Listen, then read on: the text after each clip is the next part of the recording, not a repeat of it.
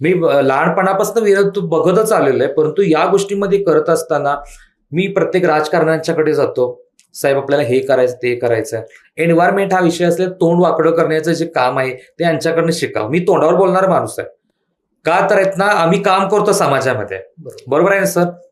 काम करतो. संविधान हातात आहे. बाबासाहेबांचे विचार आमच्या हातात आहेत. आमची शाहू नगरी आहे. शाहू, फुले, आंबेडकर, महात्मा बसवेश्वर, छत्रपती शिवाजीराजांची नगरी, या सर्वांच्या आम्ही अनुकरणातून आम्ही घडलेली माणसं आहोत.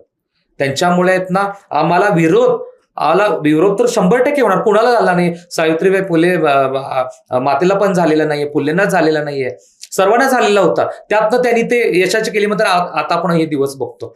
तशा प्रकारे आम्हाला पण प्रत्येक बाबतीत विरोध आहे सर. स्मशानभूमीमध्ये असेल काम करत असतो किंवा पर्यावरणामध्ये काम करत असतो. प्रत्येक बाजूनी सरकारी असतं, राजकारण्यांचा असतो आणि जनसामान्यांचा पण असतो. परंतु सर आता याला विरोध म्हणून आम्ही शांत राहत नाहीये. आम्हाला आणि उत्क्रांती घडवायची आहे, चांगली क्रांती घडवायची आहे.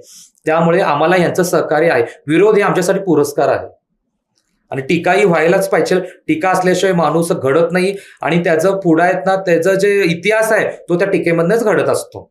त्याच्यामुळे मी पण आता विरोध मी बघत नाही, उलट ती माझ्यावर टाकलेली फुलं आहेत हे समजून मी पुढे माझं काम करत असतो.